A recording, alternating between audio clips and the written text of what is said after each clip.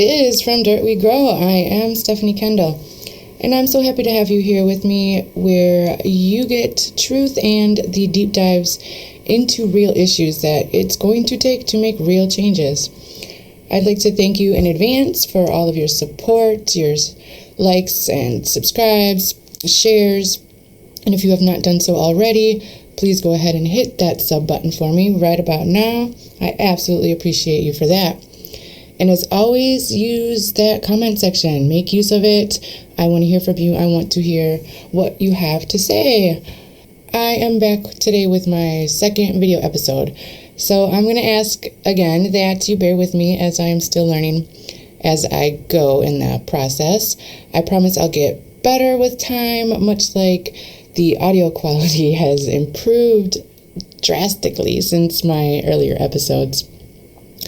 And I usually like to ask that, for now, you focus on the content rather than the delivery while I'm trying new things to enhance this experience for you, for me, for all of us.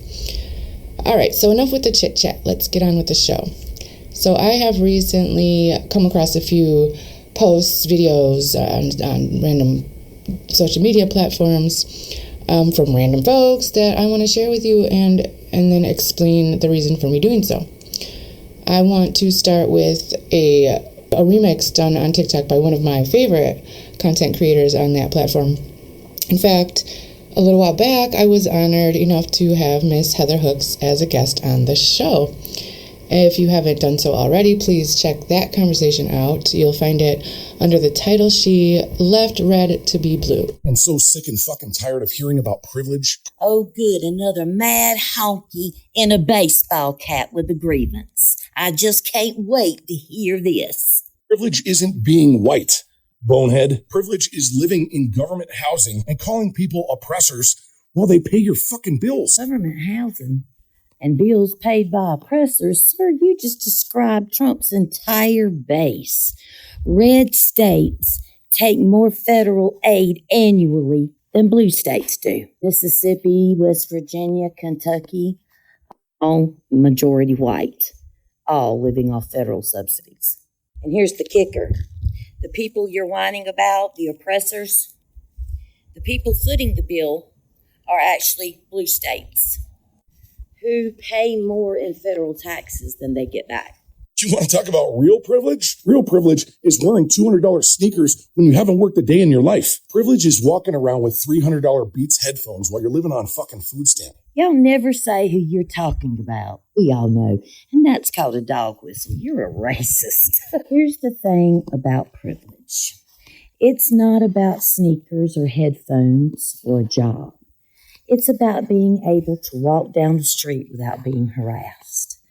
It's about being able to feel safe when you are pulled over in your car, that you're not going to end up either with a gun in your face or worse. It's about not being able to shop in a store without being followed.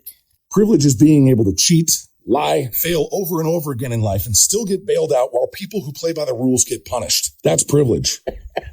You are literally describing your tangerine boy. This is too funny to me. He continually lies. We all know he lies. We all know he cheats. And we all know he steals. Yet you continue to send him your $20 through Truth Social. This isn't about race. This isn't about class. This is about accountability. We've got a culture that rewards victimhood and demonizes work ethic and responsibility. Accountability. Where's the accountability for twice impeached, 34 felony counts, found liable of sexual abuse of E. Jean Carroll as well as slander?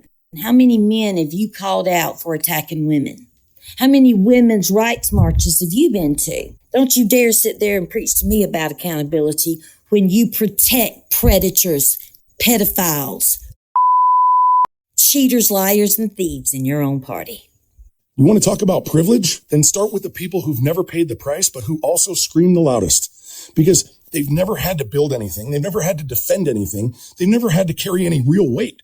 Never defended anything. Tell that to the Tuskegee Airmen, to the Buffalo Soldiers, and every black veteran who went and defended their country, served honorably, came home, and was treated like a second-class citizen. Never built anything. Tell that to the black craftsmen who literally built the White House, to the entrepreneurs of Black Wall Street before a white mob burned it down, to all the nurses and teachers that God knows I wouldn't be anywhere without. And the reason they get away with it, it's because we don't live in a society of strong men anymore. Ah, I see we've moved into full-blown, fragile, white male victimhood. No, that's been dismantled on purpose over the last 50 years because a society of strong men would never put up with any of this bullshit. And that's exactly why they came after us first. Translation: we don't get to run the world anymore unchallenged, and it hurts my feelings. And the idea that white males were the ones that were attacked first. Sir, are you fucking serious? Nah, that's not what happened. For the first time in your life, you were told no. That's equality tapping you on the shoulder saying, move over. We're here too. And if your definition of a strong man is a man that can cheat, lie, steal, fail, and still get pushed ahead, well, you've just described the very privilege you were complaining about. All right, so of course my girl did a great job of busting that down. I want to say that I am proud to call Ms. Heather an ally and a friend, by the way. Just wanted to put that out there. But there are a few of the things that I wanted to expand on here. So for those of you that don't think white privilege is a thing, it is absolutely a thing.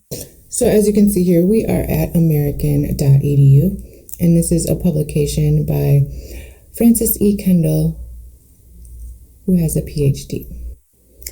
Okay, here the author tells us that it is hard to see for those of us who were born with access to power and resources, yet it is very visible to everyone else. Okay, this part is important. White privilege is an institutional rather than personal set of benefits granted to those of us who, by race, resemble the people who dominate the powerful positions in our institutions. Now, this is just one example of how we benefit from white privilege, but white people in the United States are 2 to 10 times more likely to get a housing loan than people of color or access to resources. Another example is that American Indian parents know that their children will not learn in school about the contributions of their people. Now, it doesn't always apply to all of us at all times. Here, it tells us that when looking at race and gender, we find that white men have greater access to power and resources than white women do.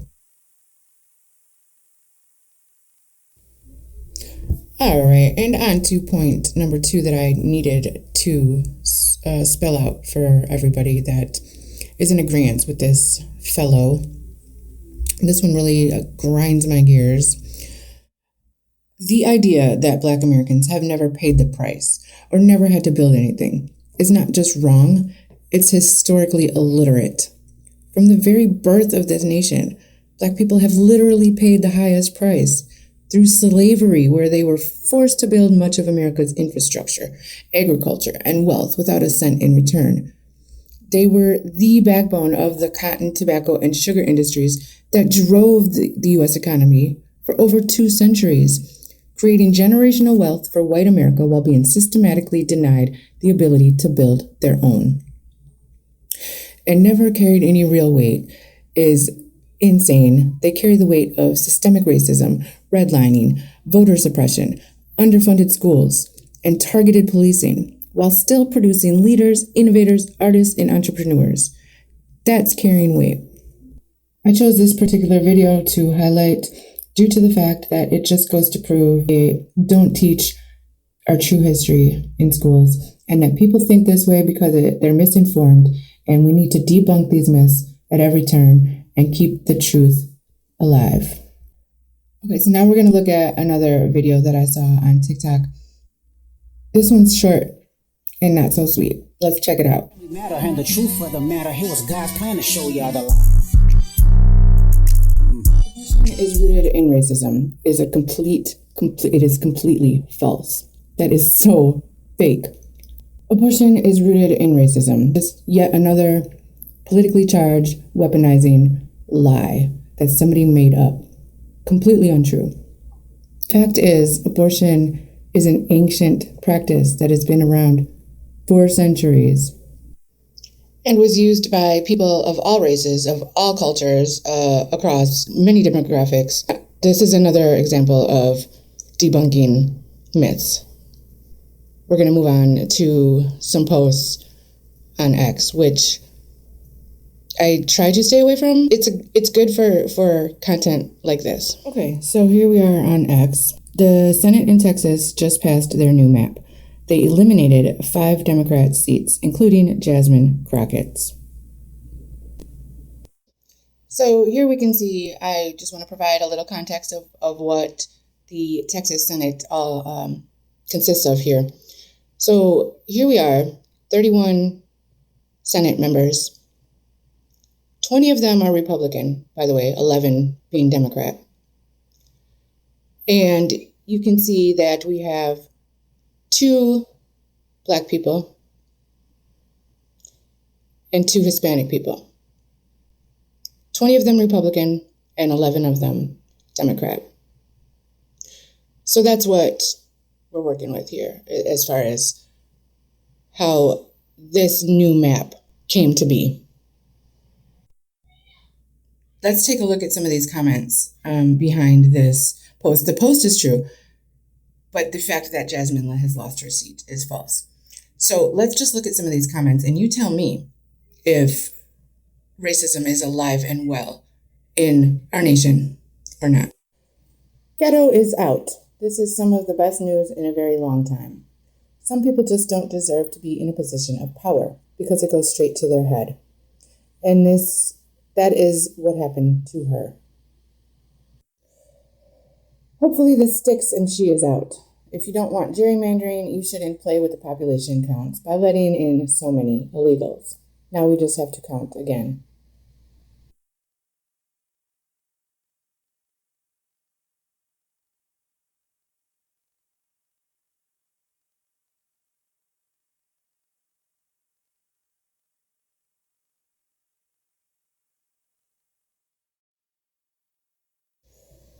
At the core of liberalism is the spoiled child, miserable as all spoiled children are, unsatisfying, demanding, ill-disciplined, despotic, and useless. Liberalism is a philosophy of sniveling brats.